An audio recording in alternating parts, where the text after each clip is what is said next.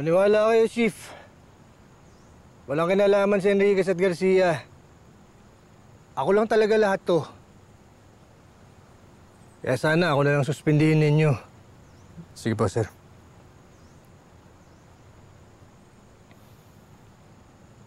Sir, hindi niyo naman kami kailangan pagtakpan kay Chief. Hindi ko naman kayo pinagtatakpan. Ayoko lang mapili yung buong Station 12. Kung tayong tatlo yung masususpindi. Kumusta na nga pala yung kinakapatid mo? Okay naman, sir. Pasensya na, sir, sa pagiging pasaway ko sa misyon natin. Enriquez, hindi ka lang dito sa misyon na to naging pasaway. Kahit sa Maynila, pasaway ka na eh. Gusto na nga kitang kutusan eh. Oh, sige, sir. Utusan niyo na ako. Pero hindi rin kita masisisi. Dahil alam ko yung pinagdadaanan mo. Ginawa ko rin yan noon. Para kay Lara. Pero masaya ako na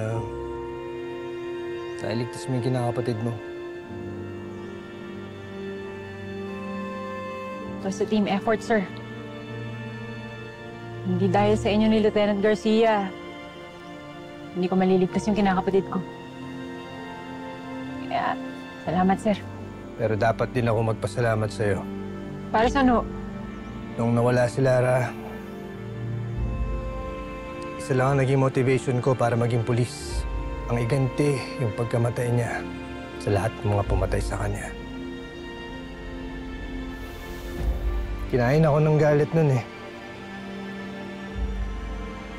Pero dahil sa'yo, naalala ko kung bakit ako nagpulis. Dahil gusto kong ipaglaban yung tama at protektahan lahat ng mga taong mahalaga sa akin. Kaya pagbalik natin ng Pilipinas, handa na ako maging mabuting pulis ulit. Kagaya ng pulis na minahal noon ni Lara. Siguradong proud at masaya si Lara sa'yo, sir.